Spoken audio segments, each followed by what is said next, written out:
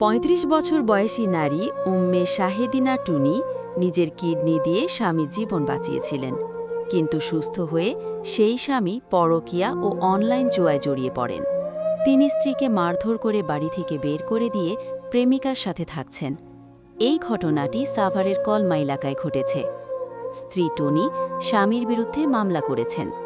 বিয়ের ২ বছর পর টুনি জানতে পারেন তার স্বামীর ২টি কিডনি অচল। তিনি স্বামীর চিকিৎসার জন্য ভারতে যান এবং নিজের একটি কিডনি দিয়ে তাকে বাঁচান। টনি ভেবেছিলেন যে তার কষ্টের জীবন শেষ হয়ে গেছে, কিন্তু তার স্বামী তারেক সুস্থ হয়ে পরকীয়া শুরু করেন। তিনি একজন ডিভোর্সি নারীর প্রেমে পড়েন এবং অনলাইন জুয়ায় আসক্ত হন।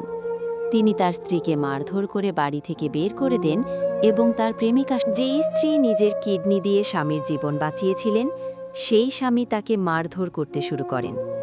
এক সময় তাকে বাড়ি থেকে বের করে দিয়ে তিনি তার প্রেমিকার সাথে থাকতে শুরু করেন।